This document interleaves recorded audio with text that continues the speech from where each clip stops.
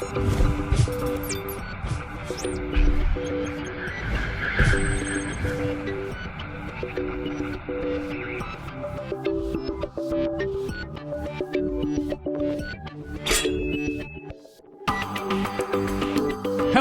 internet friends, and welcome back to episode number 170. That is 170 of Final Boss TV. I'm your host. My name is Adam K, aka Bay, and today we are starting with the first show of 5, even though they're broken up by conventions and everything else that's happening in between, of the State of X.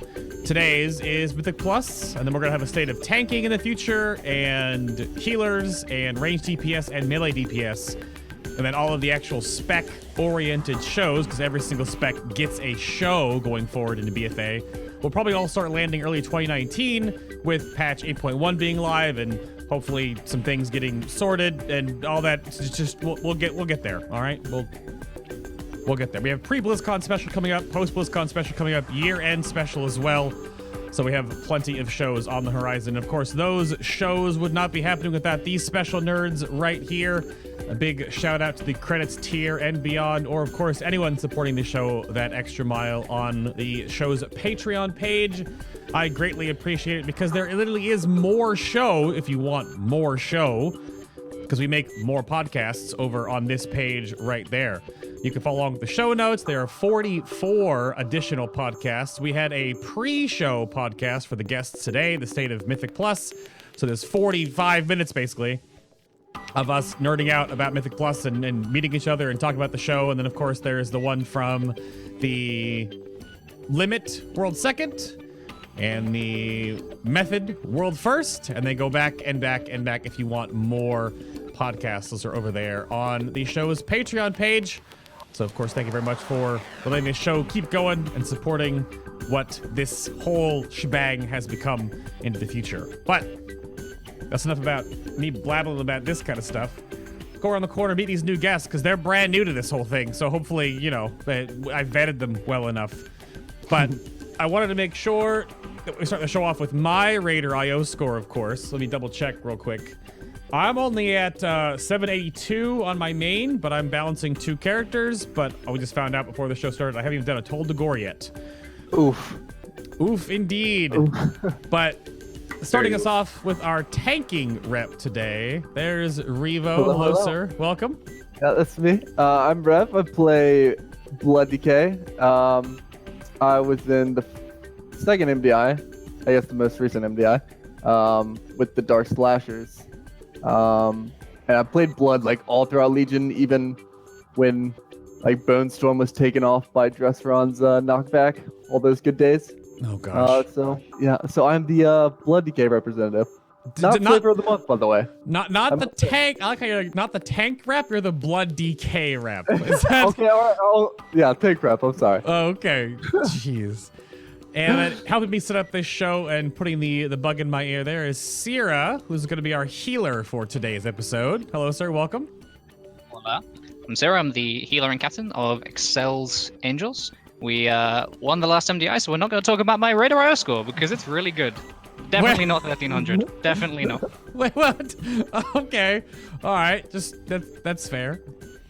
And then joining us for talking about DPS, we have SJ, or I have your name written down. Waiting for it? Oh, yeah. Let's hear it. Let's hear it, Bay. Sjeletyven.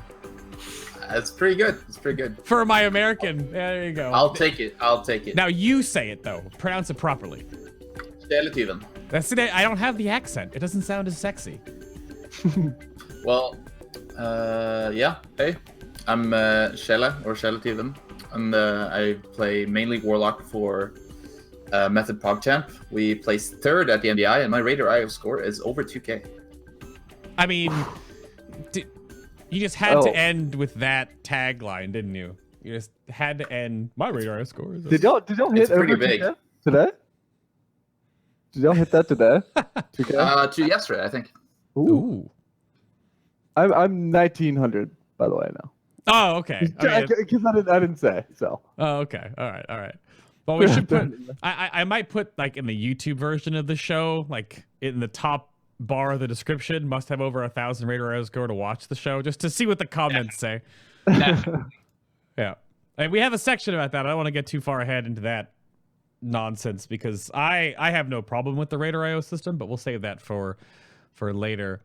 But just going right back around the horn again, we'll go right back to Sjele first. If you want to talk about, because I said you're just the DPS rep for the show today, but what kind of DPS do you dabble in the Mythic Plus world? What do you main? And then just so that chat knows who the heck they're listening to. Well, I play Warlock main. I've been a Warlock main since TBC, but expanding my horizons into mostly Demon Hunter and Hunter as the main alts for this expansion. So we all love the I-Beam Fell Barrage combo. But when you say Hunter, you mean Survival Hunter, right? No, mostly BM for now. But I have tried some Survival, and I do actually find it extremely fun on dummies. When there's no mechanics. All the commas and something with you today. I'm telling you. So healer-wise then, Cirra. Now, I put this in the notes for you.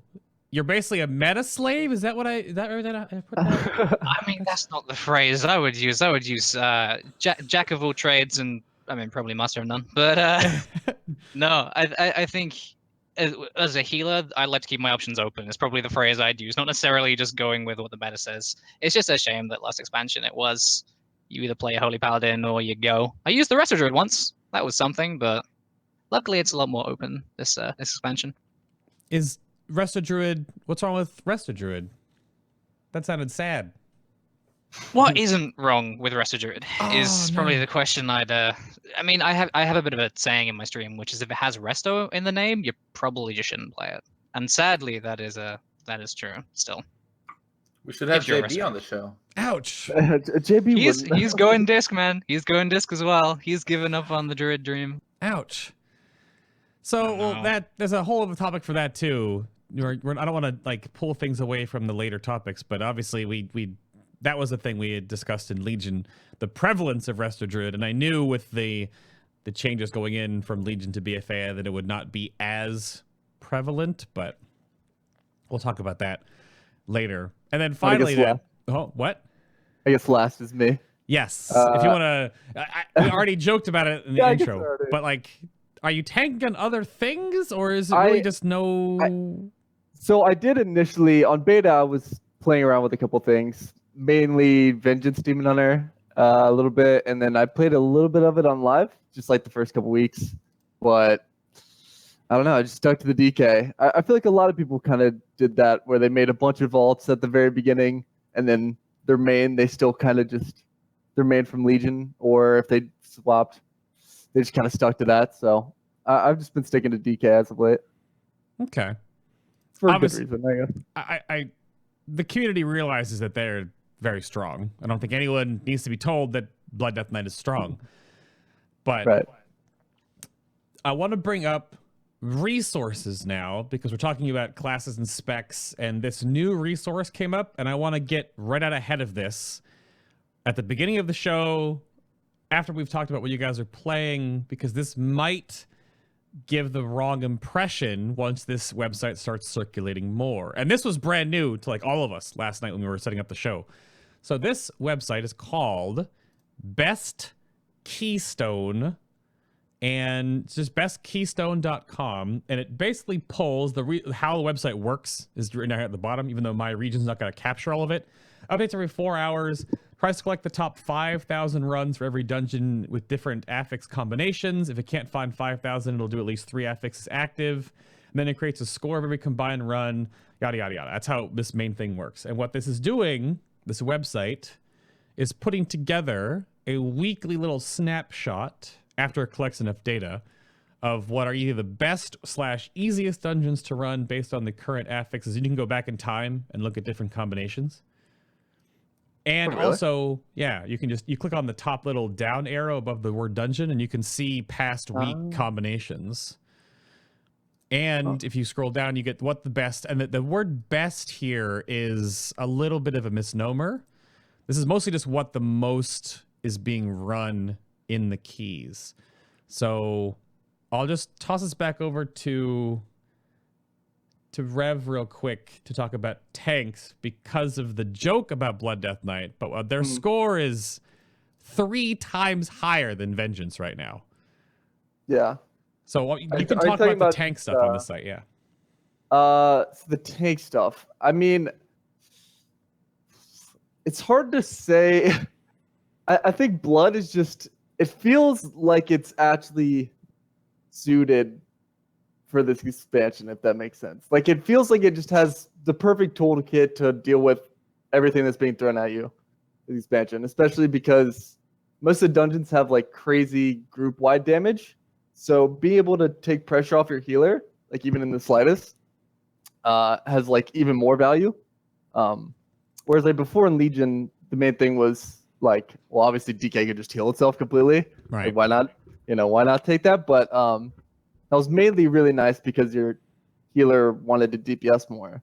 But I think to an extent at the high end, like there's so much group-wide damage going out on such a consistent basis that it's nice to have like a DK that can pretty much just keep himself up.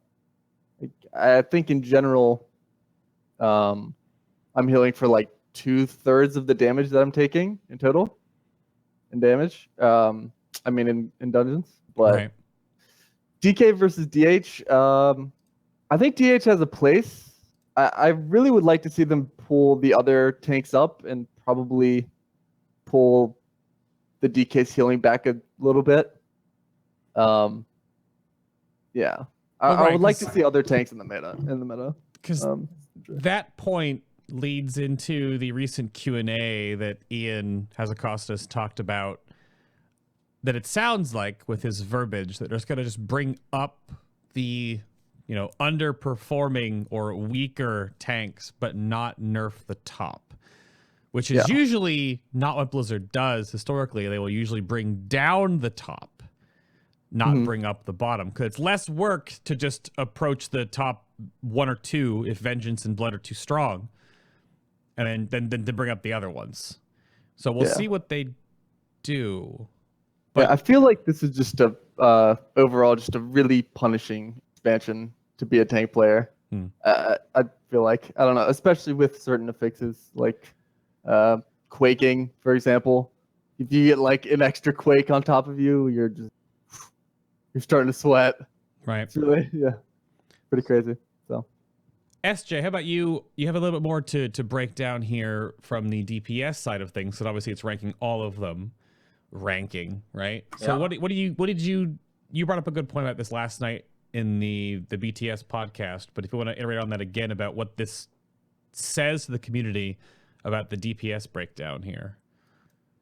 Well, the obvious problem that you see here is if people use this site to choose what DPS they bring, then that class will get more represented in Keystones done in time, and thus will get higher score, and thus picked again, which is kind of not really healthy, I think. And also it's kind of, people have to understand that you can bring basically any class you want into a Mythic Keystone, and it can perform well if the player knows how to play the class. You don't need for almost every level to have the best possible comp to do Keystones. Right. Yeah, I agree. There are some stats here that hurt a little bit, which are reflected. Like the Shadow Priest score is really rough, and the Feral Druid score is really rough. So but some of that can be harkened back to the state of the class in general. And this isn't going to be just in Mythic Plus. It's going to be in raids too. We can see that on Warcraft logs, but Frosty Case, for example, are amazing right now. They have extremely strong cooldowns, and they do really, really well in keys, but there's just not a lot of Frosty Case running dungeons. Right. Their score is pretty low. Yeah. Also, I mean, the main reason why you like having a DK DPS is because of the death grip. Right. I mean, that's kind of the main thing. So if you already have because most people are running DK tank, then But I think DK paired with like Brewmaster or something like that, I think it's really nice. So how about the healer breakdown then, Sarah? Because this one has an obvious trend, but the opposite to that is that it's counter to what you just said in your opening preamble, though. So what do you think It's of interesting. this? So the first thing I do want to point out, if you hover over Priest, they've lumped Disc and Holy together. So although Priest looks like it's super skyrocketing, you do need to take Holy away from that, which unfortunately puts it down the bottom with Shaman. I like the website. I think it's a nice website, but like Shelly said, you can't take what it is showing you as gospel. This isn't a ranking site. This is basically just a show of information. It's showing you what people are choosing to do. And it's very interesting to see what people are choosing to do, because last expansion, it was Paladin. All Paladins. If you want to run high keys, you brought a Paladin. There was the Right. odd little bit of Druid, but there wasn't anything else. And it's super curious to see now that when you look at this ranking, Paladin's so far down. Like, they've dropped completely out of favor, which is partly because the other healers are now more viable. And in my case, it's quite nice because personally, I don't really like the Paladin style of gameplay. So the thing that I found interesting was in the Q&A, they spoke about tanks, and they said how they wanted to bring the other tanks up, and they wanted to bring blood down slightly. With healers, sorry, they didn't want to bring blood down at all. They want to bring all the other ones up. With healers, it's kind of the opposite. They almost sort of implied that disc is too high and disc needs to be brought down, and then something like shaman needs to be increased, which, you know, if you look at this and you do take it as a metric of what's best, well, you know, maybe the site is slightly right, and that maybe a lot of people are choosing to play priest because it is so good. So maybe that does need to be brought slightly down. And then again, if you look at shaman, it's so underrepresented just because they, you know, they don't perform. So it'll be interesting to see what they do actually end up doing changes wise. But yeah, I like the website. It's pretty cool. I wouldn't say it's a good ranking site because there's so much that you can't give a number to, like we said, with utility and stuff like that. It's nice though. I like it. Yeah, I like it more for the dungeon runs portion, Yeah. not so much like the class portion, but Yeah, It's the cool dungeon to stuff see at the what top. people are Yeah. choosing to play. right. Right. Yeah. I think that because the website has the word rank on it, Yeah. it's just as this gains traction, we're going to see MMO champion threads and Reddit threads, and just it's going to be another metric the community uses to put arbitrary ranks on things that don't have or need them. So I hope it just gets understood. On the same token, we were joking about it, but we've got to bring up Radar.io as a really good resource for not only the PvE endgame stuff. We talked about this on the Limit and the Method shows previously, but for Mythic Plus specifically, this resource also kind of mirrors some data, especially if you just go to the unique class population tab here at the top. Oh, that's a moving ad. Get out of here. It's too much. Because you can also see the propagation in this little line graph. 109,000 Blood Death Knights. Oh my goodness. 150,000 Beast Mastery Hunters. This is all dungeons, all runs, all affixes though. So you got to again keep this in perspective. So, but anything you want to denote about the quality of or the resource here with Radar.io and what you guys use it for? I don't know if we're gonna go back to Cirra on this one first. So I love Radar.io. It is a fantastic website.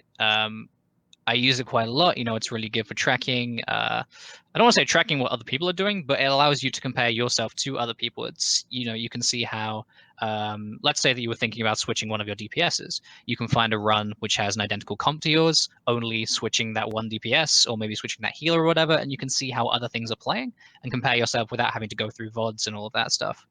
There's only one thing that I do not like about Radar.io, and that is the fact they give each player a number. If they took that number out, this would be the perfect tool, because the way that when I am pugging, the way that I measure players is I do use it. I'll go and look on Radar.io. I don't look at the number. I scroll down and I look at what dungeons they've done. Because to me, it's more important, have you done the dungeon? Have you done it in a similar time, similar level, as opposed to, oh, you have like 1K? Well, no, you're not coming in. Like, you know, you clearly don't know what you're talking about because you need 1K to do it. You don't need, you do not need score to be able to do a dungeon. You need experience. Other than that, though, I really like it. It's a very, very interesting tool to use. Yeah, I agree totally. Also, I've seen players with like relatively low score, like in my pug groups that are, I feel like could be way higher. I feel like groups, once you start running with groups, it sort of inflates your score a lot more than say somebody just pugging all day. Because you can just push so much easier when you're with a full group than just as a solo player. So I think, yeah, I totally agree with you too. Okay. Actually, anything you want to add to the Raider IO point? Well, I kind of disagree with Sarah. Like the number, to me, it gives me, and I think a lot of people, it gives them a sense of game progression that they wouldn't otherwise have. Like I really want to push this weekend or push this week to get, let's say, 1500 score or 1K score or whatever arbitrary number is relevant for you at that time. And it gives you a certain sense of accomplishment when you reach that. And then also what is fantastic about Mythic Plus is just its endless progression. Oh yeah. So you never really stop. But it's just sad. I dislike the number for the same reasons that Sarah does. With people are reading the wrong things into it when it comes to like the score part, and assigning the score is equal to your skill level, which it obviously doesn't have to be. But I like the score. I like the scoring system, and I use it a lot as a tool. I'm going to adjust something here, and might as well just talk about this now, I think, because we're on the right track for this topic before I move us along to another resource in Mythic Plus. So I guess I'll just bring this up because Sarah touched on it. And I don't want to like lose that train. The ugly side of Mythic Plus, and both of you, so Shelley and Sarah, both brought up the pros and cons on either side for both the score and not the score. So this harkens back to, if you remember, I don't know how old school you may go in chat, and YouTube viewers and audio only viewers, you might nod your head to this at the same time. When gear score was developed and put into the game, it changed everything. Now, of course, that's slowly been built in and is now part of the main game, your eye level, right? And it's sort of not as prevalent anymore, even though it does sort of come back and forth, because now you have this pug community for Mythic Plus. And on this, I'll throw this over to Rev first, because he said, I'm from the pug community, where you have the combination of both gear score as a limiting factor or eye level, and in Mythic Plus, your Raider IO score. Well, I would say, I mean, right now I feel IM level means way less than, I don't know, it feels like ever before, really. Eye level is just kind of like, you know, you could have somebody just rocking full, I mean, this is, most people have like 370 Azeroth pieces or whatever, but for some people, somebody's probably still rocking 340 Azerites, and their IM level is just way less than you would think. So the score portion, I think, is really nice. I think part of the places that, I mean, I see this literally every day, where it'll be somebody with 900 like Mythic Plus score asking for a 1K plus tank. Yeah, and that's just like, I have to refresh the page every time I see it. I'm like, there's no way. Like, what is this? Yeah. But pretty much what Sierra said about, whenever I have somebody queuing up for me, I don't just look at kind of the score straight out. Like, if I see Haley with like a decent score, I'll just go and look at kind of what runs they did and just sort of what experience they have.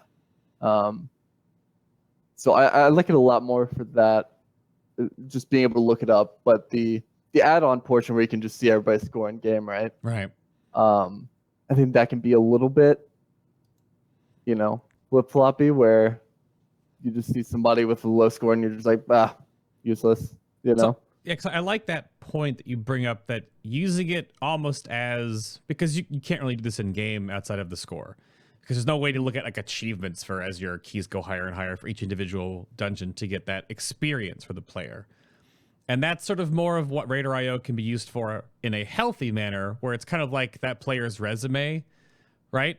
Where if you're doing really strong keystones and you need like DPS and you just don't have anybody that can come on, you're looking for their score, doesn't really tell you much. But if you're doing X dungeon and they've never run X dungeon, or the player has run X dungeon like 6 times recently, that's how to better understand it. But lots of players out there just look at the score and say, oh, it's too small. Yeah. Also, there's plenty of people with just, I mean, like you, for example, who just, don't have a certain dungeon run. And that's like, I mean, that's taking away so much of your score. Yep. Like just having all the dungeons completed, like in time, is a lot of score. So like people that are just spamming 1 or 2 dungeons just for like their exact pieces that they want, their score can just be way less than somebody who's a jack of all trades, for example. Right. But then, of course, if I was ever going to look for a key and I said, like, currently 6 of 8 mythic Uldir, right, or whatever, or once I kill Mithrax in a day or 2 right now on Gahood Mythic, and I'll still decline or whatever, right? Because they don't that won't be a thing. My score is not high enough. So, and then the reverse of that, then I want to go back to Cirra on this point too. So you said if they removed the score from the game, and I don't know, talking to the people that run Mythic, that run the Mythic Plus stuff here, they're probably not going to remove it because obviously it's an aggregate that gets good data. But so what could they do to better communicate how maybe the site should be used, or like to forefront to maybe push the community away from just looking at the damn number? I mean, the only thing that springs to mind would literally be take it from the top of the page and put it at the bottom of the page. Because that way you are forced to go through, you are forced to look at, unless you literally just scroll past it and completely ignore it, and then it's your choice to ignore it, to look at what people are actually doing. The way that the Angels were formed was me and Divine met each other in LFG. We had 0 experience. We were not M+ players. We had no score. We had no gear. We were the typical, if we signed up to your group, you would insta decline us because we had nothing.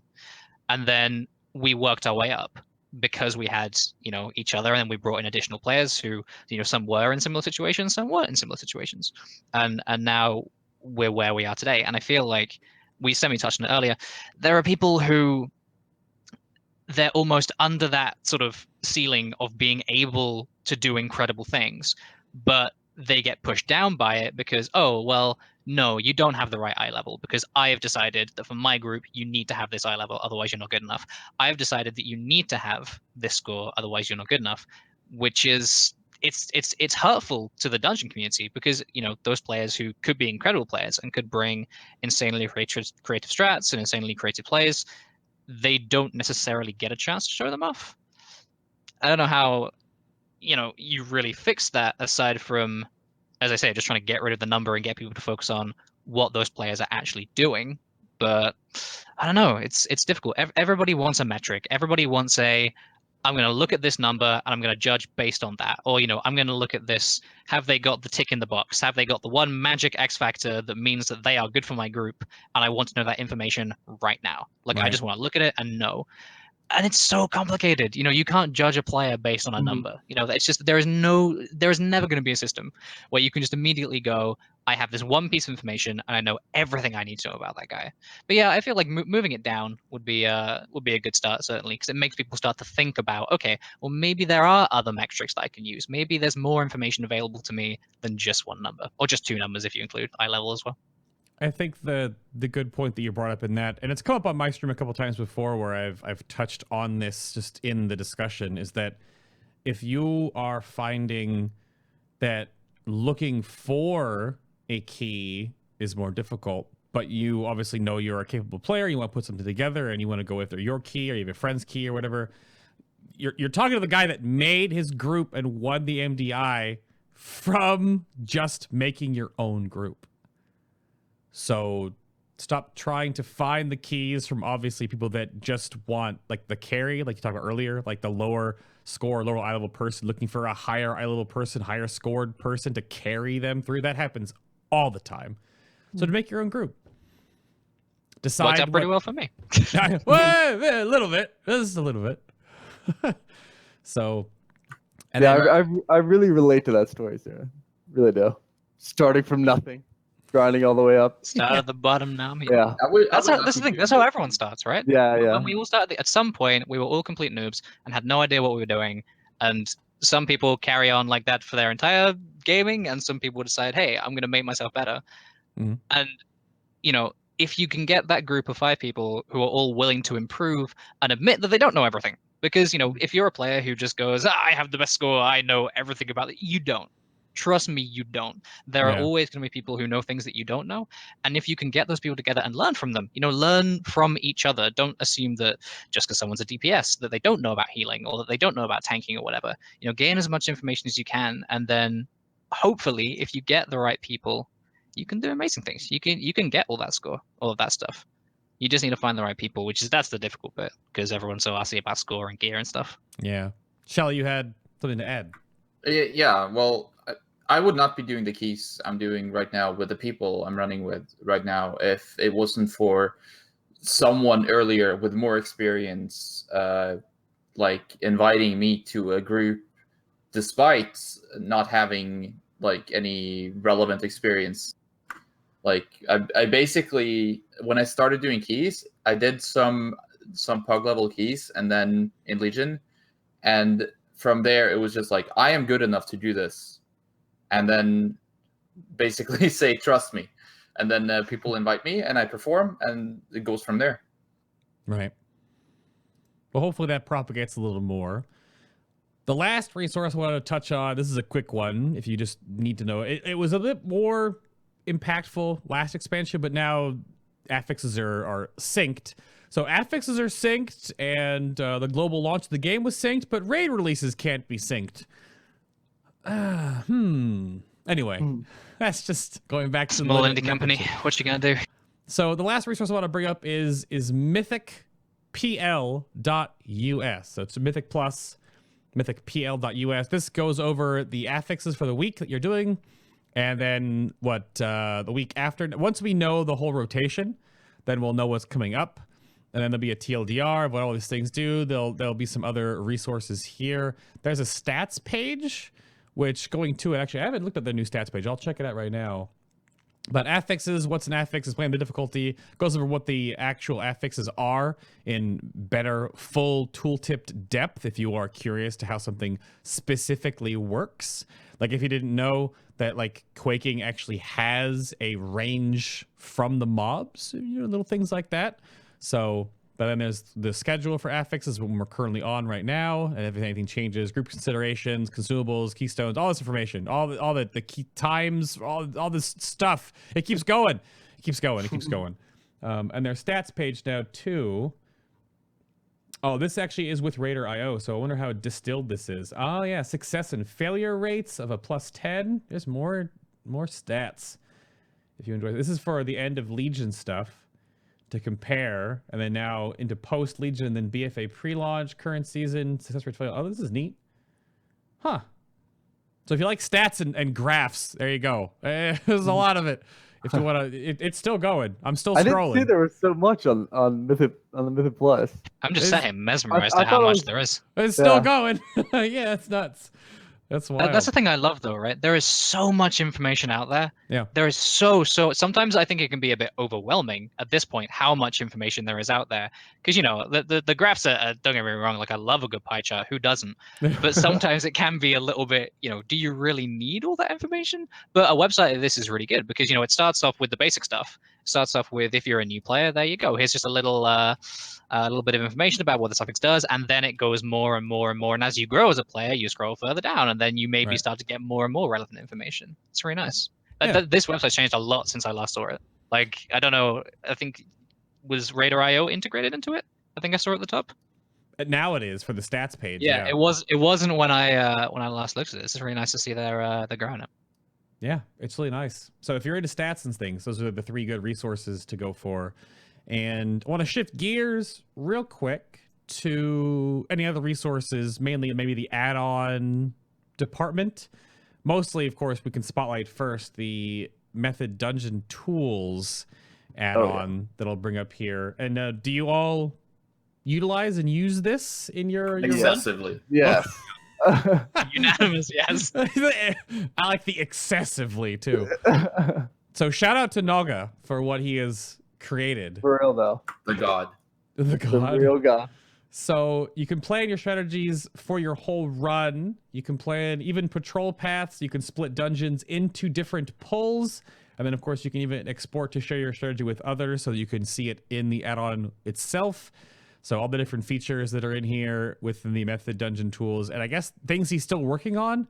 Party syncing to allow users to work on a dungeon preset together in real time. These are things that are not checked marked yet. Is he still... What the hell? He's still doing damage calculators for dungeons, enemy abilities, speed runs, historical tracking. Damn. It's crazy. Crazy. crazy. It's a good add-on. It's very good. I have not actually dabbled in this just yet. I do have a crazy good weak aura pack that has all like the relevant, move, or it's targeting you, or the buffs on this, or the casting that. That's nice. But this is something else, man. If you're interested in Mythic Plus strategy in particular, pathing, different pulls, all that, like what makes Mythic Plus fun to me, at least, like this is the way to go. Like you save so much time rather than just winging it and remembering it, like just in your head. Yeah. Also, I learned like last week that you can. I never realized this feature. I don't know if it was new or not, but you can right-click on any mob model inside the add-on, and it'll tell you all of its casts and like pretty much all the information you want to know. Detection, what? Yeah, like everything. What spells don't work, like with CC. Stuff Right, exactly. So there were like certain mobs that I was like, what does this guy do exactly? Because That's awesome. BFA, there's a little bit of mystery shrouding certain mob packs where you're like, what does this pack actually do? And it's so strange. Because like there'll be like 50 casts going off and you're just taking damage from, turns out, just one. So yeah, that's really useful, I found. Just right-clicking on it, seeing the cast. One of the first things I did in the expansion was I went into Motherload, did one of the first pulls, and I just got thwacked by a wrench. And my first reaction, obviously, was hurt. It was very painful. Sure. And immediately I said, "Who threw that wrench at me?" And I opened the dungeon tools, and I found out who threw that wrench at me, and I killed him. I killed him very quickly. The best thing about it, though, is that when you're playing, there are 5 people across, well, in our case, across the world, playing at the same time, and it can be very difficult, if you're trying to describe a situation. If you're trying to say, well, I want to pull this back into this pack, and then this thing comes over here from this side, and I want you to go over here and do this thing to that, and you're using your hands, maybe writing it down, something like that. Literally, I can just put it all in this add-on. I can put it into a string, send it to the guy, and he immediately knows exactly what I'm saying, without having to go through all the complex, oh, well, what I'm talking about is this bob in front of here. You can just see it. It's there. It's visual. It's so much easier to describe things, to actually communicate with your team, instead of, as using phrases like the thing, the mob, that one. Right. You can just open the screen and say, right, zoom in. It's there. Support the string. That's what I'm telling you. So much time and CC effort. Vice Jaw Snapper 9.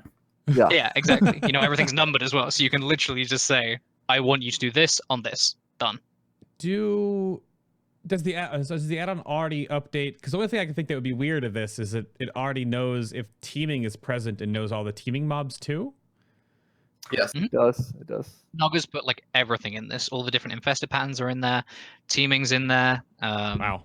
When things get updated, in change, everything. In Freehold, when you have the different join crews, like every week, this is 3-week rotation of like that takes away different mobs from the pressure. Sure. Yeah.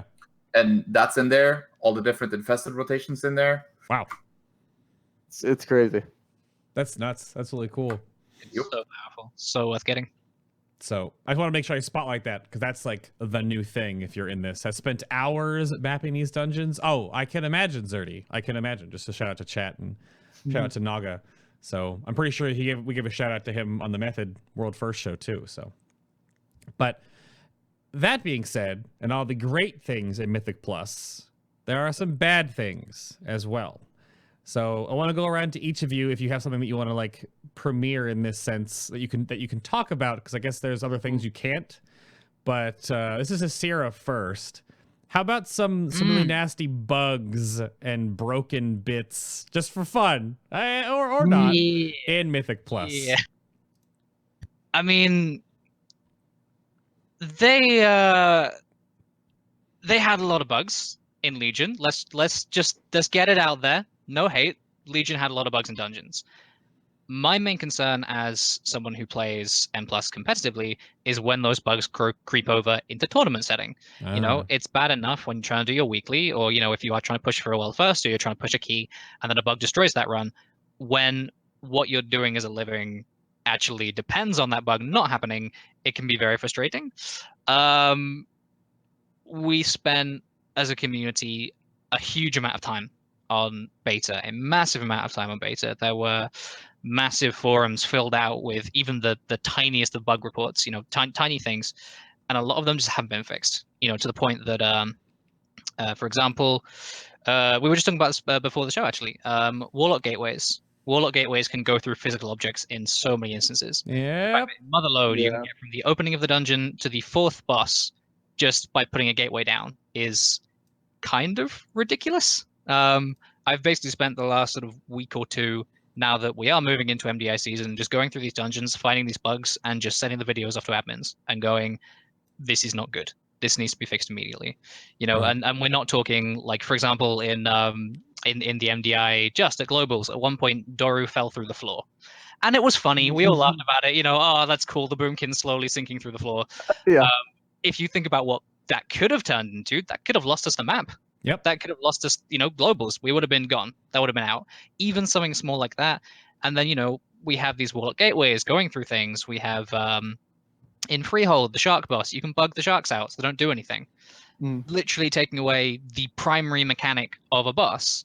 So I'm not really that happy about the bugs right now. There's I feel like they need to be fixed. I know about this one, just to not to harp on it, but there are actually 2 ways you can bug out the sharks. You can make it fall right on or like right near the torch at the front of the entrance, or you can have 2 people stand like equidistant from it and it just kind of like jumps back and forth between the 2 of them and it doesn't actually move, which that's kind of a strat, I think.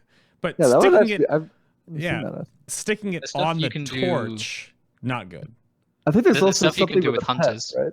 Yeah, it's there's some hunt pet stuff you can do thing. with pets and traps. I think there was a DK thing as well. Yeah, right. Basically, the mechanic just doesn't work, which Right. is not very good. Just use hunter traps. Yeah, for sure. I mean, that is also, side note, the shark puncher is the real actual end boss of Freehold, just to we all know. Yeah. Because Not when Eudora's active. What when you do what? When Eudora, the lady that does the powder shot on the second boss. Oh, she is scary. Oof. There you go. She's one oof. One oof. One oof. So- One oof every, like, what, 5 seconds? or something? Yeah, Something like Yes, that Many is very, very scary. So, Luckily, SJ, how you can about, line of sight it. yeah, you keep going on that, SJ. Do you have any bugs you want to share about what you've run into in Mythic Plus Dungeons? Mostly what is frustrating to me right now is, like, there are some evade spots in certain dungeons, Waycrest, for example. But the most annoying thing is when you can pull trash packs through, like, physical barriers that is not line of sight, like through floors or ceilings or walls. And going back to Waycrest, you can pull Matron Alma, I believe she's called, from, like, the basement area when you're in the courtyard. You can also pull stuff from I've heard stories about boomkins pulling stuff from 2 floors up in some of the areas in Waycrest.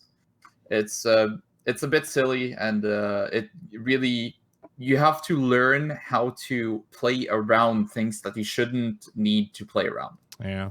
Right. Yeah, I think we were talking about that a little bit last night, as far as hardcore with Legion, where we had the bugs for such a long time that, like, you played learned around it. Yeah, you just learned to play around them. We became the bugs. Yeah, pretty much. But I'm pleased with BFA Dungeons so far, as like, there's not as many just glaring, like, bug sort of things. I mean, there's definitely some very interesting situations with, like, porting your character onto like mob packs and stuff, and it'll just, like, teleport you around. That's definitely really funny as a tank. But yeah, as far as, like, Legion versus BFA, I think BFA has, not as many just insane bugs, just, like, throughout every single key. To add on to that, definitely a though, good amount. I was gonna say, to add on to that, I feel like it's not that the bugs aren't there, because they are 100% there. The Right. community don't know about them. It's only the players like us who are going and playing these keys all the time, or intentionally going in and practicing and trying to break them, who are finding them. They are definitely there. And the second Yeah. that they get out and the wider community finds out, for example, that you can stand on certain objects and Oh, yeah. attack things and they can't attack you, they're going to start using them. Those will just become part of normal strats. So hopefully it gets nipped Yeah, in the there's bud definitely some soon. very interesting spots like in dungeons that you just, I don't know, that Yeah, you'll there typically are- just avoid.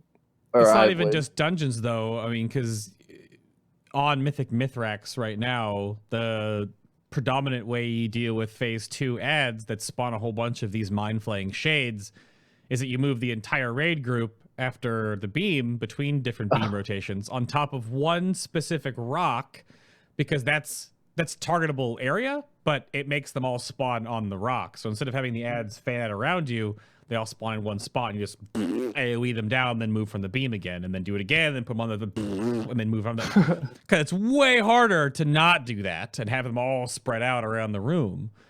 But that's just sort of it propagates, right? These little things, because it's way easier to do that.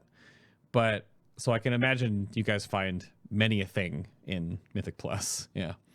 Oh yeah, chat brings up painful motivation. Blizzard found that one though. They caught that. They caught that. A little bit late, but they caught it. Yeah, for sure. This is the problem, right? At what point do you let a bug go on for so long? For example, like Mithrax, at what point do you let it go on to the point that it then becomes a feature? Like, at what point do Yeah. you say, "Oh, it was a happy accident that we just happened to leave that bug," and now, because if everyone's doing it, then nobody gains, nobody loses, because everybody's doing it. Apart from the fact that it shouldn't really be there. Yeah. It's like, as I say, it almost becomes a feature at some point, like with Legion, that half of the strats were based around not necessarily bugging things, but doing things that I don't think Blizzard would like you to do, but you just leave it, and then eventually you get to a point where you have to leave it in the game, because otherwise people are going to lose out. So right now, for going on the same point in Freehold, there is no painful motivation cheese anymore. But you can, if you just chain pull after the second boss, the one that's become on your team because you did the event before you did the boss, will just keep hitting stuff, and it does a lot of damage, like 200 DPS or something. So now that's the thing, maybe. As long as you stay in combat. In combat, yes. Yeah. You can keep chain pulling things into that mob, and it will just kill it for you. I think the best one is when you have like Raul, maybe, who drops the big barrels. Yeah, he might be the best one. Yeah, probably. There is there's some interesting little things, but those little things become really important when you're doing an 18, right? yeah. So, all right. So the last big topic, I moved the actual roll stuff till after the break because I want to get this now, because we're kind of back and forth in this sandwich. I want to put a moratorium, or at least you guys can attempt to put a moratorium on this. This was the universally discussion we had last night about questions you get asked on stream, and myself as well, but this show is about Mythic Plus, not about rating specifically, even though Mythic Plus is a huge part of about BFA now anyway. So I want each of you to give your little soapbox on the is X, Y, and Z spec viable for Mythic Plus, and that horrible, terrible, stupid V word. So Cirra talked about this earlier. I'm going to go to you first on this if you want to start the moratorium. We got to cut out the V word, people. The viable word needs to go. I mean, for me, the short version is everything is viable. Viable means can it be played? Everything can be played. There are some things which, once you reach a certain level, are not as effective as other things. And if you come to us and you ask us questions about, strengths of classes, weaknesses of classes, about why certain people are playing X thing over Y thing, we love those questions. Those questions are fantastic. We can actually go in depth about mechanics and abilities and, all those kinds of things. If you ask us, is my class good? I don't know. What's your setup? What's your setup? What are you playing with? What keystone level are you doing? How much experience do you have? Are you well geared in the class? There are so many variables. I hate the V word. It needs to go. It's stayed around too long. SJ, your turn. Well, I don't know. I think Sarah summed it up pretty much perfectly. Like when you ask if something is viable, it's just a non sequitur for me. It's you cannot really answer it. I think for basically any person playing the game can play the game as any class, and if they're good enough at the class, they'll make it work in basically any scenario. Obviously, some things are better than others at a certain thing. For example, sub-rogue. There's nothing that beats the priority damage of a sub-rogue when you can, quote-unquote, abuse Shuriken Storm, for example, just to give a specific one. But that doesn't mean that you cannot do a dungeon with a lot of priority damage without a sub-rogue. It just makes it a little bit easier in most cases. So definitely agree. Viable is... I just avoid those questions for the most part. Yeah. Rev, up to you. Go for it. So, hold on. I'll put a cherry on top of this for you. Is Prot Warrior viable? Yes. I'll say yes. I would honestly say equally as viable as Vintage Demon Hunter to an extent. Oh, I've heard of some pretty good problem. Okay. I would say it's viable. I mean, yeah, why not? I mean, I've heard of. I think there's one Prot Warrior on US doing like 15s and stuff right now, but whenever we're talking about high end, certain things become, I guess, less like their strengths just, I don't know, they just have too many weaknesses versus other classes' strengths. So that's why you're seeing like, things like Blood Decay and, I mean, rogue skips are super prominent. Also, I think there's sort of this loop where streamers get asked that question pretty much nonstop, and it ends up boiling down to like just play rogue or demon hunter, just do it, and then that goes through the community, and then people start not picking certain classes in their pug groups. I don't know. I really do hate that question though. I wish people would just, bring whoever to their keys, man. Give a Shadow Priest a chance. Bring whoever has the highest raid or score XD. Stop, jeez. I haven't even. I guess I gotta dovetail this question in too because it just popped up. I didn't ask this at all or put this in the notes anywhere. With running super high keys, is there actually a priority to bring all the nonsensical raid buffs though? Like, do you actually want? I mean, you can scroll them, but do you usually try to get the physical or the magic damage debuffs, or have you not found that they're that important? Because in a raid, they're obviously stupid huge, right? Because 5% physical and 5% magic damage across your whole group, and then of course 10% attack power, 10% int, huge. Fort, not as much. But do you try to prioritize that, or is more of the comp or who you're running with more priority, and you just kind of like scroll the rest and forget about the debuffs? Because I hate them. They're just the anyway. Yep. I think it's nice. More important, but it does feel nice when I'm running with the disc priest. I can feel the extra HP percent, but the scrolls are there, and I think the Demon Hunter debuff that they put on targets is really nice. I feel like I've noticed that a lot in keys when I'm running with Demon Hunter, and like say I'm running Demon Hunter and double ranged or something, mob just seem to just absolutely melt. Right. Because they do the magic damage debuff thing, whatever it's called. That's the thing, is that the difference is, it's not a small difference. It's also not a big difference. For example, if let's say hypothetically, I could make you play in a group completely blind, and you had no idea what you were playing with. You didn't know if you were playing with a demon hunter who was giving you the buff, or you were playing with the scroll. You would not be able to tell me. You wouldn't be able to tell me which one you're playing with. It's not that impactful. It's nice to have, and like you say, if you do happen to be playing with a very ranged caster stack comp, then having that mage is going to benefit you more than using a scroll. But I wouldn't necessarily change my comp purely so I could have it. If it just happened to fit in nicely with the, if a mage happened to fit in with the things that I had already, or the demon hunter, monk, or whatever you've got, if they all happen to fit in nicely, then sure, go for it. But I'm not going to go out of my way to bring it. It's not that huge. Okay. So it's a different mentality shift from raiding than for obviously 5 to 20 people. So go ahead, SJ.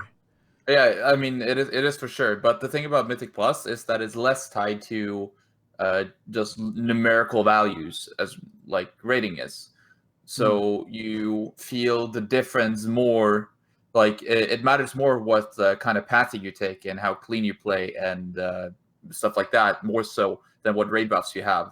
While in raids, obviously, it's gonna have it has a bigger impact. I think you're gonna see more like caster cleave with the Demon Hunter DPS as you get into like later stages. I think that might become like a dominant setup, but. Because the Demon Hunter debuff is not scrollable, while the Int one, Intellect is scrollable, Attack Power and Fortitude, you can all scroll them for 3% less. Yep. So I do think that there is it more than nothing, but less than a lot for keys. Yeah, I think that makes sense. I think they add nothing to the game. They're just frustrating, and they're not. Blizzard apparently thinks that it's, which in the Mythic Plus world, it's what you guys kind of echoed a little bit, that they're nice when you have them, but you don't require them. The reverse is very true in raiding, where it just feels bad if you don't have them. It doesn't feel good when you do. So, for example, right now, when we run keys with the group I'm running with right now, it's Mage Warlock and no Demon Hunter. So it's a testament that it's not really required. It's nice to have, but yeah. And what's the highest key you've done in time though? We've done several 18s. We're working on 19. Only an 18 in time. This guy, I don't know. Depending on when you watch this show, it could be, the next tier you'd be 22s or I don't know. They're gonna squish and buff the ramp when the new tier comes out anyway. So yeah, we'll have to see. Only 18 in time. Yikes, says LePan. Get. Uh-oh. So that's, wow, what a casual. Yeah. Warlock just for exploiting, though. Is that, right? And there's Hillstones, though. To a degree. They bring a lot of utility. No, I've seen some dumb Warlock portals, but not to go back to that topic. There's some things where my guy that I run a lot of Mythic Plus with goes like, put this portal here, and you skip through entire terrain pieces, or I don't even know why the physics work, but Blizzard, come on. But I'll move us along. I'll take some mid-show breaks. If you guys want to go get a drink, go get a snack, something like that, go to the restroom real quick. I'm going to babble on about a few things, and then we'll come back, and we'll take questions from chat, of course, and then I have some more of the canned questions while we weave some chat questions into that for the second half of the show. However, of course, I have to make sure I bring up again these wonderful nerds that are supporting the show, that extra mile on Patreon, and getting more show for their support, because almost every single show that you see live here, at least since Legion, gets an extra show, and you can follow along with the show notes if you enjoy that. That is over, of course, on the show's Patreon page right over there. So you can go check that out. All the tags are getting a little bit cleaned up. So if you want to look at certain things, of course, when you're on here, all of the BTS stuff is on the Epic tier. And of course, it just helps to support the show. A lot of what Patreon support does is allows me to make all the art you see right here. Additionally, if you are looking for where all the resources for the show are now, we do have our new website, which is still under construction in certain places, and there's still some more things we want to make happen, but FinalBoss.tv, we have many of you are remembering the channel guide where I had all those Discord servers. This is still being worked on, but a lot of that stuff has been worked over here and moved over to my website. So if you're looking for Discord servers to join, then they are a lot of different resources here that you can look at. These are all up to date. And then, of course, everything else that's on here, all the podcast links and streaming links, YouTube, Patreon support, all the Discord servers are all right here as a resource for you all if you need be. And of course, shout out to everyone that's listening to this show right now on YouTube, or of course iTunes, Stitcher, I think still, and then Google Play Music, the audio only versions. But all the shows do get archived to the YouTube channel as well. You can go check those out, and any of the side content therein. You can go check out the World First show, I sat down with Method, and the World Second show, sat down with Limit. I really enjoyed doing a first and second for the world first race. It brought up a lot of clarity to the questions the community may have. So if you haven't checked either of these videos out, then go feel free to do so. And then, of course, we have any of the back shows from 2018. I'll probably have some BlizzCon coverage coming up here soon with that around the corner. And speaking of BlizzCon, this is still kind of... we're sorting it out right now. I have to wait to hear back from my guests again, because I've been working on putting together this show for a long time, which is basically that I'm the guest on this show. But next Sunday... and of course, I'll let you guys know on Discord and Twitter and stuff like that as we get closer to the show, if it happens, hopefully.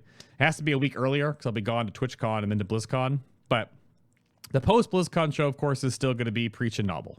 That's just canon for the show's timeline, right? But next Sunday, hopefully, is going to be essentially Cox and Krendor with Bay. So it's my show, I host it, but I'm going to have Jesse Cox and Krendor on the show, nerding out about BlizzCon and potential Diablo 4, whatever. That's next Sunday right here. But again, I'm making sure that's still getting locked in. So that may or may not be a thing because they're busy boys. More on that, of course, later. And the last little bit, if you want to support the show in a physical way, and of course, in that same fashion, support the artists that are locally in our community, then I have physical stuff like this. This is the Azeroth Days shirt, sort of themed after the Gorillaz album art, but it's very World of Warcraft themed with the stare down. So you can get a text or textless version, whichever one you like. You can put it on whatever color shirt you want, different styles of shirts, all available on the show's official apparel store at Designed by Humans. And of course, links are down below. Any links that are popping up on the show for the Mythic Plus resources are all going to be in the video description box on YouTube, or we posted them in chat, or they're on the website. It's all there. Stuff. Click on the link. You know what to do. But hello, nerds. Hello. Hola. SJ stuff in his face. I like it. I like it. Hello, nerds. Yes. Calling all nerds. Calling all nerds. So a little bit of open forum time. I have some canned questions. Chat, if you have questions, please feel free to drop them and we can intermix them about Mythic Plus stuff. But I moved these down, but I have to ask the chat question. Everyone has to know this kind of stuff. So I'll let SJ get a little food in his face. So we'll go back to Rev real quick down here, of course. What is your current favorite and current least favorite dungeons in BFA? Ooh, okay. Current favorite, I would have to say, probably Motherlode. Probably sounds kind of strange, That's but okay. I love pulling like that place as a tank. There's some really nutty stuff that you can do, especially after the first boss. I love pulling just absolute like insanely huge in that portion, like pulling like 4 packs at a time. Okay. And I love big pulls, so that is what I like. My least favorite probably has to be Temple. Personally, it just feels like I don't know. It just feels like a boss it's just all bosses. What it feels like. It feels like you're just killing the trash to get to the bosses, if that makes sense. It's just like it's super straightforward. Personally, It's very just not on a rails. huge fan. Yeah, it's just because like all the trash that you have to kill in there, you pretty much you have to kill it to All of it, like yeah. summon the boss or etc. So yeah, I'm not a huge fan, and the bosses in there are personally not super intriguing to me. So yeah, those are probably my favorite and least favorite. Cirra, how about you? So, like, my favorite dungeons are the big open ones. Like, EOA was one of my favorite dungeons last expansion, not necessarily because of what was in it, but just of how big it was. You know, you could choose to go to boss 1 first, or maybe I'm going to do 1, then detour to 4, or maybe I'm going to jump up to 3. Or, you know, you can basically have so much choice there. And with the trash as well, you can do whatever you want. So in BFA, the dungeons they're very on the rails. They don't really give us these big open spaces. The two that I'd say come close to that, I mean, Motherlode purely because of the size, the space, the amount of options you have. Shrine, although Shrine is very on the rails in terms of where you go, you can choose what mobs to play and not to play. There's a couple of different ways you can do it, which I like. Dungeons that don't like, I'm gonna echo that temple. I'm not a fan. It's just it feels like somebody went, "Hey, I have a really good idea," and everyone in the room went, "Are you sure about that?" And he went, "Yeah, hold my beer. I'm gonna make the best dungeon ever," and then it just completely backfired, and it was the worst dungeon ever. That's But see, then there are dungeons in the middle, right? Which sort of do the best of both. Like Blizzard want these very streamlined on the rails. You go here, here, here, here, here. But players like choice. Underart. This is a dungeon I love. Underart is there is one path. There's no sneaky shenanigans. But there are 3 points in that dungeon where you have to make a choice. You can go left and do an AoE pack, or you can go right and do like 2 or 3 individual mobs. Yeah. And I like that kind of style of dungeon where it's not a huge choice. You're not making a dungeon-changing choice where I'm going completely over this entire side. It's still in the same way that Blizz want it, a nice little streamline, but you do get to make choices based on what suits your comp better. Yeah, I do like that. It's funny that both, and why I went to the tank and the healer on this first, is that you both said Snek Temple, your least favorite, but for very different reasons. I mean, you both talked about how it's on rails and whatnot, and there are fun parts of it. Like, you like big pulls, Rev. You can pull the whole snake room, right? Right, yeah. And then Snek Temple ends in a healer boss gauntlet end fight, which is the first dungeon healer boss of any, like, real description. So, do you enjoy the mechanics? Just don't like how there's just zero choice? Do you not like the the stun knockback lightning puzzles? Because those are fun, right? My question is, what does anybody like about Temple? Oh, That's no. the thing I don't understand. What do people like about it? Everyone can understand what people don't like about it because it's irritating. Tanks find it irritating. Healers find it irritating. DPS find it irritating. There's a boss where literally you have to stand there and wait for your healer to do something before you can do anything. There's barely anything that you can do to help the healer out. Huh. So, I don't see what's fun about it. Maybe someone can change my mind. Maybe I think someone has some crazy fun way of doing the dungeon which we just don't know about. I remember there was one version of the last boss on beta that I found pretty enjoyable. I can't remember what it was, but it was like one continuous phase, and it was only like 2 phases of it. I can't remember, but the current version of it, I'm not a huge fan of the last boss. You're just kind of sitting there waiting. But see, the last boss, right? There is such a simple fix to that boss, and I don't know why it hasn't been implemented. So the final phase, okay? I say the final phase. Is it what Pico said in chat? No, not that. Okay, something different. The final phase, right?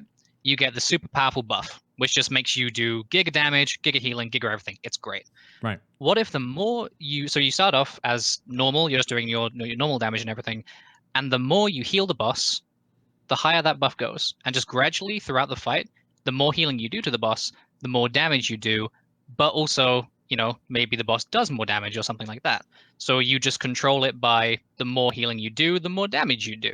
So your fight is basically shortened by how good your healer is. Something like that maybe would work. And it's just supposed to be static. You have to heal it up during this phase, and then it goes back to the normal phase, and just A, B, A, B, A, B. If you're just one continuous A where you are growing in power, but the boss is also growing in power, maybe? I don't know, something along those lines, just to make it more interesting. Yeah, so a bit of what chat brings up, because I think that's probably the biggest problem with Cithralis, and she's fun. Her voice is awesome. She looks cool. The aesthetics of the Snek Temple are definitely there. But yeah, I would echo that as a DPS, that I think going back and forth and like the raw percentage cutoff is annoying, like the forced phase repetition. Right. Yeah. But what do you think, SJ? What about you? Most favorite, least favorite? Well, I like hard bosses. I think hard bosses are fun. I think going back to Legion, Halls of Valor was one of my favorite dungeons to do on Tyrannical.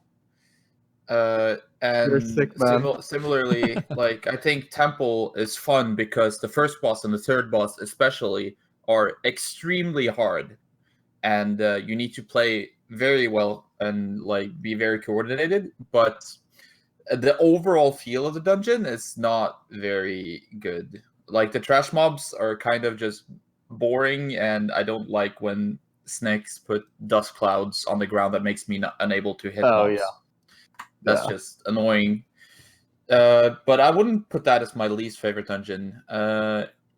My least favorite dungeon right now, like it's weird because it's my favorite dungeon aesthetically, and if it wasn't for the bugs, it would probably be my favorite dungeon. But Waycrest Manor right now feels borderline unplayable in some scenarios because of the teleporting mobs from the basement and like the upstairs and everything. So that's probably my least favorite, and my most favorite would probably be, I think, Tol de Gore. Apart from that, you can pull stuff through the walls with the cannons. Huh. We had a lot of fun with in Tol de Gore this week. Really like the choice you have of pulling stuff from the inside of the cages, different route patterns. Like you can pull the whole outside. You can choose to do the cannon part. You can choose not to do the cannon part. Yeah. So I do like that. It's kind of streamlined, like Cirra said about Shrine, but you still have choice of what to play and what not to play. Two things. In Tol de Gore, do you always lockpick the shortcuts, though? Or are there actually some paths? Well, we have where been you playing want- with a rogue, so yes, we would Sure. do that. But it's not like... I would like the dungeon regardless of rogue or not rogue. Well, yeah. Well, so if you don't know this in chat as well, because I had to make sure the checklist. Rogues can pick the locks, blacksmithing keys, the jewel crafting lock picks from Legion actually work. Really? And then, of course, and then the scrolls that scribes make. There are 4 ways to open the gates. So yeah, the jeweled lockpick working from Legion, I didn't know. I was told on stream like a week ago, and I tried it, and I was like, oh, okay. So I didn't know, but it works. Yeah. It's interesting you said Tol de Gore. I actually do love Tol de Gore. I guess the only reason why it has a bad taste in my mouth is because we always get to the death skip, and we'll have like 10 minutes left for the last 2 bosses or something like that, and just somehow we just managed to wipe on one of those 2 bosses. Like the third boss is really frustrating for me. For a lot of my You groups. can outplay it though. That's the whole. Yeah. That's what I like about it. Like it feels like it's all up to player skill in that dungeon. There's not a lot of the mechanics work basically as intended. I feel like it's just the first boss, the upheaval hits really hard on hierarchies. You need to outplay it. The second boss is kind of cheesy, but the third and the fourth boss, especially, are really, really fun to do on high keys, I think. Yeah. Basically, Robo is telling you to get good. That's Yeah. Well, I did have a my healer get 3 stacks of the blast on the last boss, Oof. which Oof. was unfortunate. And that was just that was a fresh wipe. So I don't know. Chat brings up there are apparently things on the floor as well. There are keys, discarded keys that spawn in different Yeah. locations and Tol de Gore that work on opening anything. Like that There is skips on the actually cages. in MDT. It shows all the possible locations. It shows a bunch of these little question marks. Another shout out to Naga. Okay. Yeah, The I didn't add-on notice shows that. up again. yeah. That's nuts. And then the second thing, I think was one more thing about Snake Temple, is that I forget that Sithralis has the forced phases, but so does like the Snake Mother boss too. Right. So it's 2 bosses that have these forced hard swaps to like a really boring phase. So I guess that kind of like, maybe if there was only 1 in the dungeon, it would have been okay, not 2. It's kind of super boring. So it's just annoying, man. But Yeah. Ever since they increased the timer, it's felt reasonable. okay. But yeah. So, as we weave in chat stuff, of course, if you have any questions, let us know. This is another interesting one of the canned questions I have here. So this is the horror stories from past Mythic Plus. This is just Legion or BFA, whichever you'd like. You can even go back to challenge modes if you want to bring up challenge mode dungeons. I don't know, that's the thing. But I'll start us off with just a tongue-in-cheek. Wasn't Seat of the Triumvirate like the best Mythic Plus dungeon ever? You're actually talking to. I think me and SJ, I quite like. I loved Seat, to be honest. It was I like Siege. one of actually my favorite. No lie. I love that place. Shake my head. I I mean, that's my horror story, right? MDI. Yeah. We're going through Seat of the Triumvirate, one of the few dungeons where, for some reason, we get one of those bugs, which happens 1 in like 40 million tries. It just happens to be the try that we're on stream at regionals, and again, nearly gets us knocked out. Not a fan of bugs. We had about 3 of them during the whole competition, which was fun. That's pretty much all my horror stories, though. Is basically just Blizzard games not working during competitions. well, Feels bad. Feels very bad. I guess I could. I definitely have like some MDI horror stories, but one that I would probably pick was like super early on in Legion when I was like first picking up Blood Decay. So I'd never really tanked before. I went in. It was bolstering week. I think it was like a Dark Heart Thicket like 8. I can't really remember at the time, but yeah, we were doing the trash after Oakheart, and I didn't really understand what bolstering did at that point, and I just kept pulling the big dudes with the small blobs. I literally kept doing that over and over, and I was like, why are we wiping to this? I don't understand. And until literally the entire group just left and was just calling me just god awful. I was like dumbfounded. I had no idea what was going on. That's probably one of my earlier horror stories, but I definitely learned bolstering after that. So in a way, it was pretty nice. Yuck. So yeah, that's one of my early ones. Do you want to share a horror story real quick, SJ? We have a couple of questions I can weave in from chat. Yeah, going back to Halls of Valor. Why? Why? What I remember in particular, it was a very, very good run. It was a high. It was like something. The first 26 Halls of Valor fortified, I believe, on the last boss. Enough time, and then I walk towards the middle to get in position to go to any rune. And as I walk over the green rune, it spawns, and I don't have the green rune, and I die. And I kill the key there. That was a terrible feeling. That was awful. That's really bad. I never did that again, though. Like I think I've depleted keys in basically every single way possible, but very few things I do more than once. I think we all have to an extent. We've definitely. I mean, I think out of us three, we've probably all hard depleted some keys, knowing it was solely your fault, and you're just sitting there. You're like, "Oh my god!" But you just never do that same mistake again. You remember it forever. Yeah. But when I mess up, though, I mess up. Like, it's never like I pushed the wrong button or something like that. It's I literally walked off the edge of a platform, or it's I just ran headfirst into a boss, or it's spectacular fails. I fail in the best way, not in I like that. If you're gonna You're fail, actually the best at failing. Yeah, you're exactly. fail hard. Yeah. Yeah. Don't do a tiny little anyone could have done that. Yeah. Fail like nobody else can fail and be the best failure you can possibly be. At least I'll laugh about it. So a few questions I can weave in from chat here. I like I don't know if it's Pico or Pick Zero, one of the two. This is a funny one. This would be kind of interesting if they did like an exhibition of this. I don't think they could do it in a professional stance, but with all the bugs and abuses that are in the game, and Blizzard's probably not going to fix all of them anytime soon. They just, hopefully for the MDI at least, they can in a relative fashion.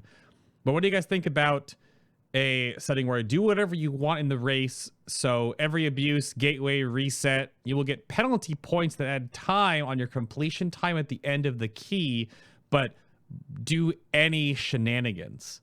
Like, show how busted. So that's why I think exhibition of showing it without a penalty would be fun. But like, if there were no rules against that in the real sense, I don't know what you think about either one of those. That would I feel like that would just be kind of sick to watch. Just like I think everybody would just be like, "What is this?" Oh, that's like a speed run at like 80 GQ or something, like glitching through. That's almost what Dark Heart ended up looking like Oh no. in MDI. I don't know. Watching the Y'all's Dark Arts, like especially kind of like in the finals stuff, where you just see these mobs just literally just teleporting from nowhere, like onto bosses and stuff. I'm like, what am I? They have mastered the glitch of like that. They have mastered the clipping of this place. It was like Dark Art like seemed like that. So I imagine It's not it a good kind of- thing. Yeah.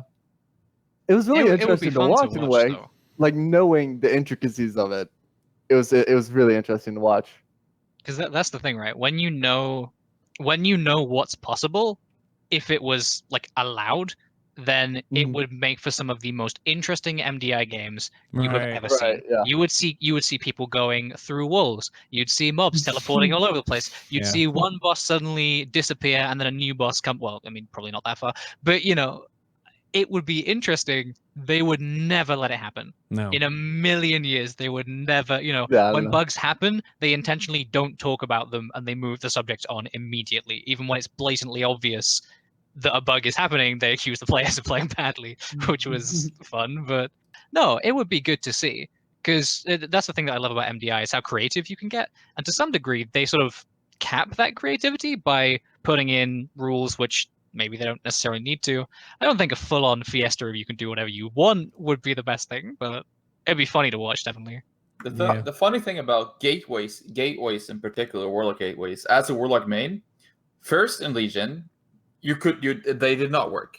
And then suddenly you could start placing gateways between places that you didn't really have a path to go to. And then they fixed that so that you couldn't place gateways again. And now you can place gateways again through walls. So it's kind of like a roller coaster, a gateway roller coaster. How? Oh, go ahead. Well, I sort of had a question for y'all. If y'all would want to do one thing that I would personally love to see, like sort of at like MDI All Stars, that kind of setting, would be if they tried out either a new dungeon or new affixes on us, Mm-hmm. and For the just first kind of threw it in time? there. Would y'all be interested in doing that? Ooh. I said they should do that. I would The one love that. thing, the one thing they shouldn't do is just throw it on us on the day.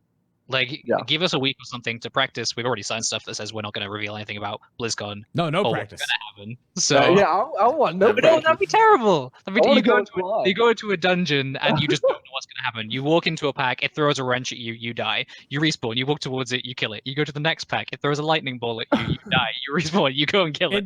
It'd be neat if they had, because when is the All-Star event actually happening? November 3rd, Yeah. So it's the first day of the con then. second day. Second day of the con. It'd be neat if they showed off the season 2 10 affix, like in a show match. Oh, that would be so cool. Without telling, like, you're gonna have the new affix in this dungeon. Pick whatever dungeon you'd like. They don't know what it is, and to show off to the flock of seagulls affix that's coming. Yeah. Yeah. Oh, right. That'd be Yeah, pretty fun. I said I don't know how they'd maybe, I say balance this crazy idea. I'd like to see them just throw every single affix onto a key, a very low level key, but just throw every single affix on and just go deal with it. Just do it. I mean, Like, that's, go. that could be pretty That'd fun. Hmm. Just like it's Or like a plus, Twitch chat picks the affixes. it's like a +5, Oh. but has every affix. That Yeah, would be yeah. Twitch chat picking affixes. That's a They Oh, make that the could be best fun. choices. Well, no, that would be really cool, but it'd be BlizzCon virtual ticket holders pick the affixes. that's true. Obviously. Obviously, that would be pretty good. How about, or another question that came from chat is there a Legion dungeon you would like to play with the current affix system? That was Well, with I like the SJ was like, infested affix, or well, it'd be like you pull forward the Legion dungeon, but it has the new, so it has infested and the new 2, the new the whole system of having 4 affixes with the season. Tyrannical level 2. Yeah, it's Chronicle at 2, that kind of stuff. The new 2, 7, 10, yeah. I don't know if I would like infested in Legion. I Dungeon. don't like infested. I don't like Infested is annoying more than anything else. I think. I don't think it's it's not very fun, but the good thing is that it drastically changes how you have to play the dungeon, which is Right, a I good do thing. like that part. That is a good thing. It's just like annoying to deal with, and it's a time Right. loss. And as a dungeon, quote unquote speedrunner, like you want to go as fast as possible. You want to go as fast as possible, and Infested is kind of hindering that. But it's equal for everyone. So Yeah. I think all Legion dungeons would be equally unenjoyable with Infested. I'm just imagining our Vault of the Wardens pull with Infested. Yeah. No. The front No. room with multiple infested mobs. Good luck. Yeah. It's just they're like, okay, so what? Doru roots one, Ashine saps one. We then have like half the play space. No, I don't want that. Don't make that a thing. That'd be fun. That'd be pretty No. fun, though. Yeah. Nuh-uh. Well, Nah. that is how it is now, though, on the big pools. The only Yeah, thing and about I hate it now as well. Right. the thing that I hate about being, because I'm normally like the shot caller. This is kind of interesting because in NA the tanks are typically sort of the shot callers. We call CCs. We call like what CC like infested wise, all that kind of thing. I think in EU y'all typically have like DPS doing it. I imagine there's some tanks, but not necessarily. yeah, I've seen. I've heard It's a of good both. mix. We mix. Yeah. But yeah, infested has been a nightmare for, because I just have to mark. I have to mark the infested, pretty much CC this, and then I have to like change the marks for the mobs to like what to kick.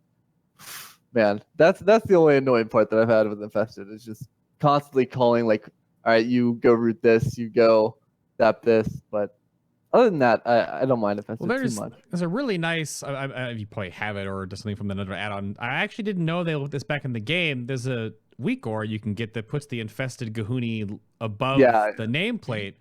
I thought they removed that with Star Augur and removing anything on nameplates, but I guess there's some way around it because you can plap that giant square above. This mob is bad news. Yeah, So- I sort of just ended up saying, just CC that one and then that one as well. Yeah, it kind of just turns into that after a while. Right. Just because, I mean, typically the strat is just CC both infested. If there's 2 packs, pull the pack without, then pull 2 infested together. That would be interesting. Here's actually, I've been trying to fish through. There's a lot of like good questions here and there, but I always say I have a time limit here. This one, I was a staunch supporter of this when it first came up. I was okay with it. I felt like it was more of the chess set. You had to work around your group comp, your path. Obviously now you can use the Method Dungeon tools add-on to like plan all this stuff out. But do any of you miss gear swaps?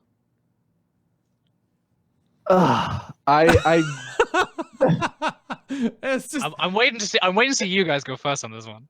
That was like one of my favorite parts of Legion because I love character customization. I love it to death. And yeah, BFA doesn't really have that with like the gear locks and also, Azeroth hits, but I won't go into that. But I definitely miss gear swaps. I miss Sephu's probably more so. Sephu's is just I missed that. Bring it back, please. Sephu's again. I'll take it twice. I don't think gear swaps with the current Azeroth system is sustainable. I think it's good that if gear swaps were available, like you need to lock Azeroth pieces because otherwise you will just have an awful amount. Every single Azeroth piece has 36 combinations for every single spec if you want to add everything in, and then you have 3 different Azeroth pieces, and then you want to have the optimal Azeroth piece for every single scenario. So in most cases, like you're going to be running, if you want to optimize everything and you have everything available to you, you will end up with literally over 100 gear sets without accounting for secondary stats balance. So I would like to bring gear swapping back. I don't think they're going to do it, but if it would have been gear swapping, then they need to lock Azeroth, because I think Azeroth locking for a dungeon is fine. I think that's good. It's kind of like a talent choice, but I would really like to swap out my secondary stats and trinkets and stuff. That's really, really fun. I'll No, let I was that. going to say that as well. Is that the thing I liked about it was a way that you could differentiate yourself from somebody else who was playing the same thing as you. For example, it was super interesting going and watching all the other paladins during MDI and seeing, okay, well, because we're all basically being forced to play the same thing, how are you playing it differently to me? What choices are you making that I'm not making? That's the bit I liked about it. It wouldn't work in BFA. I Fair. thought I would hate it. I thought I would hate not being able to switch between stuff and everything having different stat priorities. Even as a healer, I have a healing stat prio, I have a single target damage prio, I have not really an AoE damage prio, but there are still different stat priors for me. I thought I would hate it. It's not actually that bad. And I think if they wanted to bring it back, like Shelly says, you'd have to lock the Azeroth pieces. There's no other way to do it without locking them. Otherwise, it's going to be an absolute nightmare. But Right. I'd like to see them bring it back. Just not Yeah. not with those pieces. Yeah. Are you guys on the higher keys stacking the new shield trinket that's from King's Rest at all yet on your DPS or whatnot? The main stat trinket that gives you the shield? Because I know the raid trinket from Legion was a big deal. I don't know if that's been a thing yet to put that shield on. Not yet. No, Not yet? yeah. The Tyrant, the bosses just are less.